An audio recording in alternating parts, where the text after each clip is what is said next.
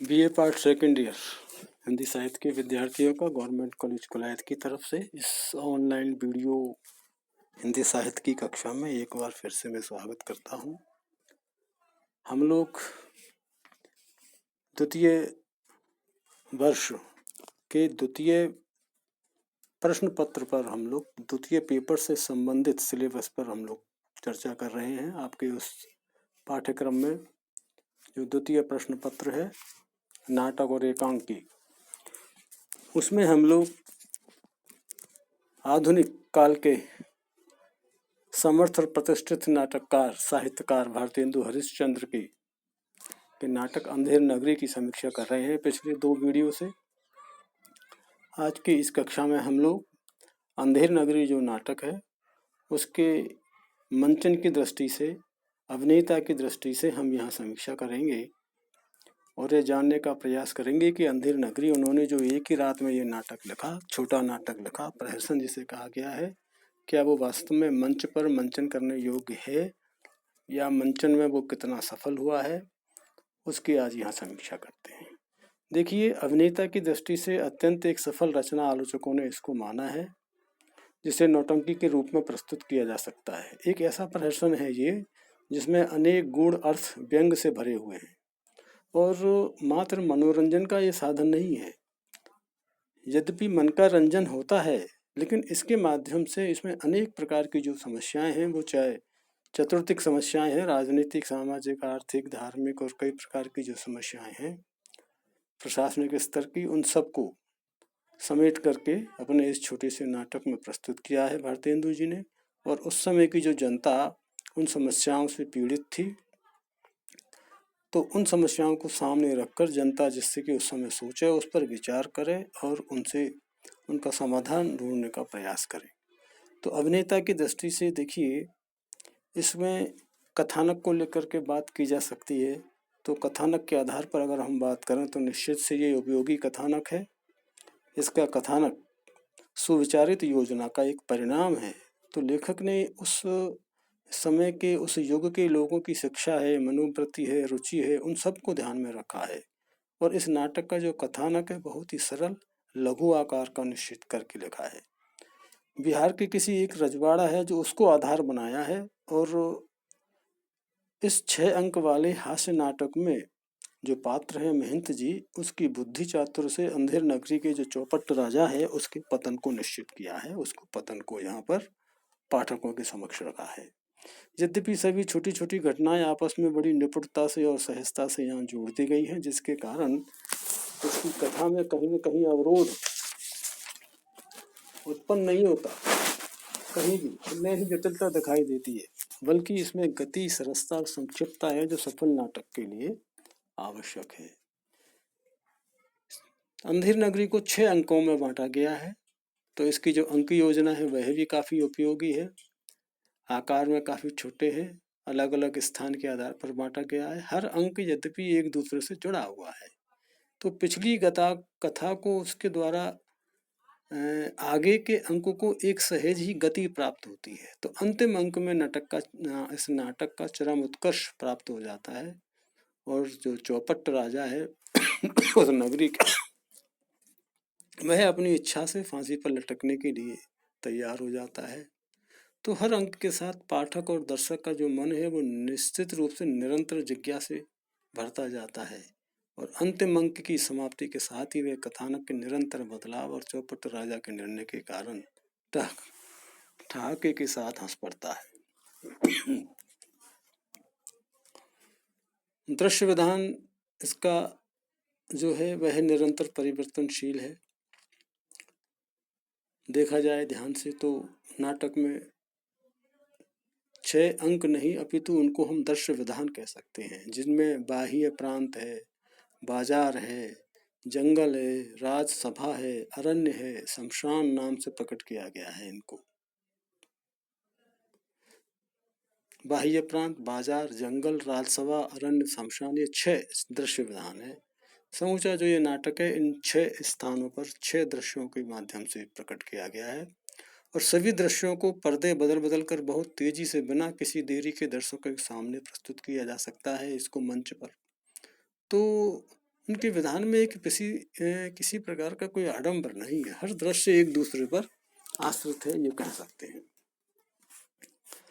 जहाँ तक पात्र व्यवस्था की बात है तो पात्र संख्या जो है वो अनुकूल है, क्योंकि मंच पर पात्रों की अगर ज़्यादा भीड़ हो जाती है तो वो पात्रों को समझना दर्शकों के लिए थोड़ा सा टेढ़ी खीर हो जाता है, किस पात्र की क्या भूमिका है। अतः पात्रों की संख्या सीमित होना बहुत आवश्यक है इस तरह के नाटकों में। तो यहाँ भी अंधेर नगरी में भी पात्र संख्या बहुत सीमित है। यद्यपि इसके बाजार अंक में अनेक अनेक लोग अपना अपना सामान बेचते हैं, लेकिन वे इतने महत्वपूर्ण नहीं है कि दर्शक या पाठक को उनकी विशेषताओं से स्वयं को जोड़ना पड़े। इसी प्रकार राजसभा में आने वाले लोग भी केवल दृश्यों को यथार्थ और जीवन देने वाले हैं। तो मूल पात्र तीन ही हैं इसमें, एक महंत है, दूसरा राजा है और तीसरा गोवर्धन दास है। तो नाटक की सारी कहानी इन तीनों के आसपास ही घूमती फिरती है। नाटक के पात्रों के वर्णन में मनोवैज्ञानिकता है और अभिनय करने की दृष्टि से प्रयुक्त पात्रों की वेशभूषा भी जुटाना कोई खास कठिन बात नहीं है, सहजता है, सरलता है। तो इसकी पात्र संख्या भी इस नाटक के अनुकूल और सटीक बैठती है। जहाँ तक है बात है रंगसूत्र की, तो चूंकि उस समय भारतेंदु जी जो थे उनका सीधा संबंध था रंगमंच से, वो खुद नाटक में भाग लेते थे, नाटक का मंचन करते थे। तो केवल नाटककार ही नहीं थे, अभी तो एक डायरेक्टर भी थे, वो निर्देशक भी थे, नाटक का निर्देशन भी करते थे, स्वयं भी अभिनय करते थे, जैसा मैंने बताया। इसलिए रंगमंच की जो बारीकियां हैं वो बड़ी भली भांति से वो जानते थे। तो निश्चित से इस नाटक को लेखन कार्य में उन्होंने ऐसी कोई भूल, कोई गलती इस बात से नहीं की, ध्यान रखा है हर एक चीज का। तो रंगसूत्र का भी उन्होंने सफल और कुशल निर्देशक की तरह सारे नाटक में उन्होंने स्वयं रंग संकेत दिए हैं। संवाद योजना की बात करें तो अंधेर नगरी की जो संवाद योजना है वो बहुत प्रभावशाली है। छोटे छोटे संवाद हैं, पात्र और परिस्थितियों के अनुकूल अनुरूप हैं, दर्शक और पाठक पर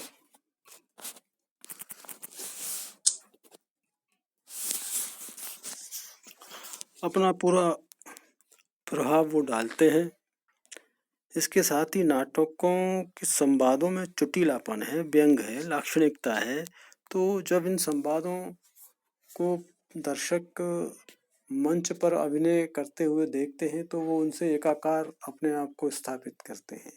और छोटे छोटे संवाद हैं, व्यंग से भरे हुए हैं, तो वो पाठक को कहीं ना कहीं, दर्शक को मंच पर अभिनय होते हुए वो गुदगुदाते रहते हैं। और पात्रों को छोटे संवादों को बोलने में सहजता और सुलभता पात्रों को रहती है, उनका स्मरण करना बड़ा आसान रहता है। पूरी सहज शैली में उन संवादों के माध्यम से जो अभिनय करने वाले पात्र हैं वो अपने पात्र के चरित्र की अनुकूलता को सहज में ही दर्शकों तक पहुंचाने में सक्षम हो जाता है।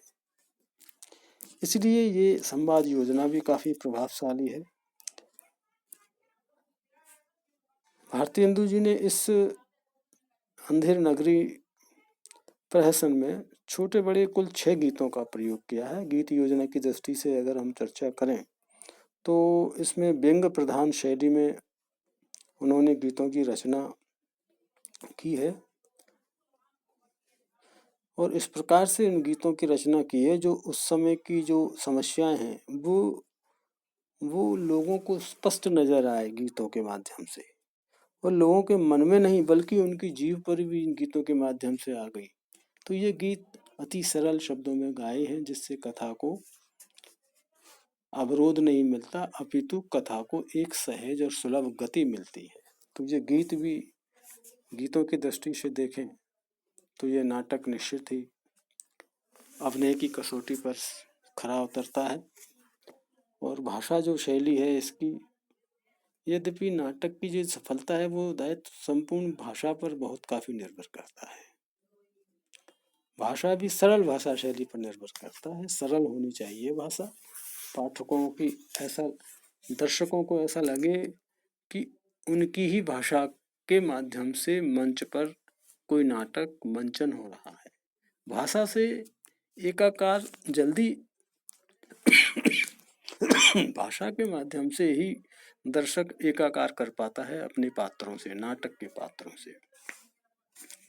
जितनी सहज और सरल भाषा होगी उतनी ही जल्दी दर्शक उस नाटक के पात्रों के साथ जुड़ पाते हैं।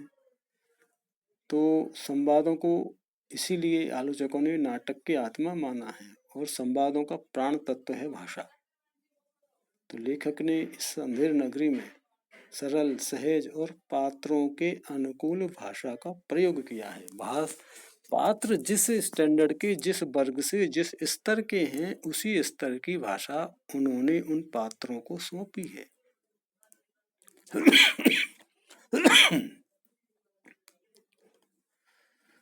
इसके कारण ही पात्रों का जो चरित्र है वो पाठक और दर्शकों के समक्ष बहुत अच्छे ढंग से प्रकट हो पाता है। तो भाषा की सरलता ने वातावरण की सृष्टि में एक सहयोग प्रदान किया है और विभिन्न पात्रों के लिए नाटककार ने उनके अनुरूप ही शब्दावली का चयन इसमें किया है।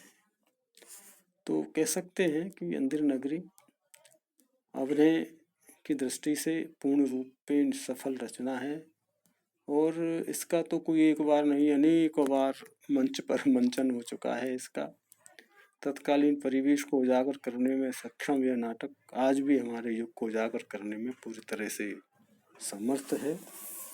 ये हरिश्चंद्र, भारतेंदु हरिश्चंद्र जी हैं, ये उन्हीं की देन है, उन्हीं की योग्यता है, उन्हीं की कलाकारी है जो वो एक इस तरह का सफल प्रदर्शन हिंदी साहित्य जगत को देकर गए हैं जो मंचन की दृष्टि से पूर्ण, अभिनय की दृष्टि से पूर्ण है और सफल है।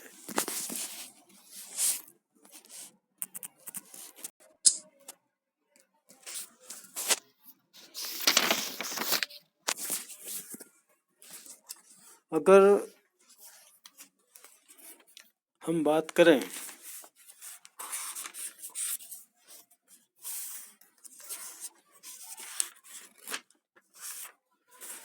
तो इसमें कई बुराइयों पर प्रकाश डाला गया है, जैसे लोभ है और भोग की वृत्ति और लोभ की वृत्ति पर इस पर पर्याप्त प्रकाश डाला गया है कि ये वृत्तियां मानव के अंतर्गत कई बुराइयों को जन्म देती हैं, बुराइयों की जड़ हैं ये। पहले अंक में ही महेंद्र और उनके शिष्य भिक्षा प्राप्त करने के बारे में चर्चा करते हैं। उनसे शिष्य गोवर्धन दास तो उस स्थान पर जाना पसंद करता है जहाँ आसानी से ज्यादा भिक्षा मिल सकती हो। तो भारतेंदु जी ने महेंद्र के माध्यम से अधिक लोभ न करने की बात कही है। लोभ पाप का मूल है, लोभ मिटावत मान, लोभ कभी नहीं कीजिए या मैं नरक निधान। इस तरह के छोटे छोटे जो गीतों के माध्यम से उन्होंने अपनी बात पहुंचाई है। भोग प्रवृत्ति का भी उन्होंने विरोध किया है इसमें। जहाँ ने धर्म ने बुद्ध नहीं, नीति ने सुजन समाज, ते ऐसे ही आपोई न से जैसे चौपट राज। तो प्रदर्शन में जनता को भारतेंदु जी ने यह बात खूब समझानी चाहिए कि अति स्वार्थ और भोग की प्रवृत्ति वाला अंत में स्वयं बर्बाद होता है, जैसे वो राजा अंत में फांसी के फंदे पर स्वतः ही भोग और लोभ की वृत्ति के कारण लटक जाता है और अपने आप को समाप्त कर लेता है।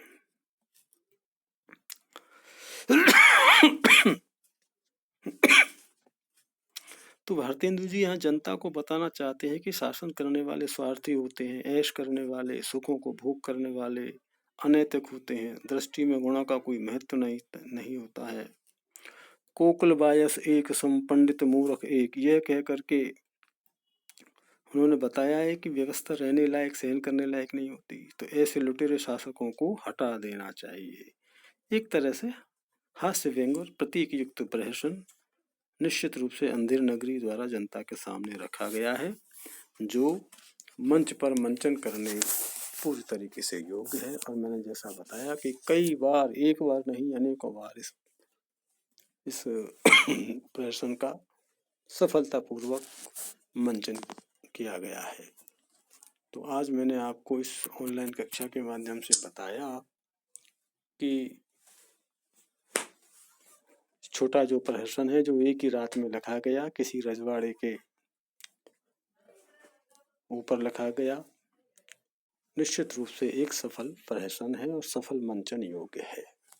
अगली वीडियो कक्षा में हम फिर मिलेंगे, तब तक के लिए नमस्कार।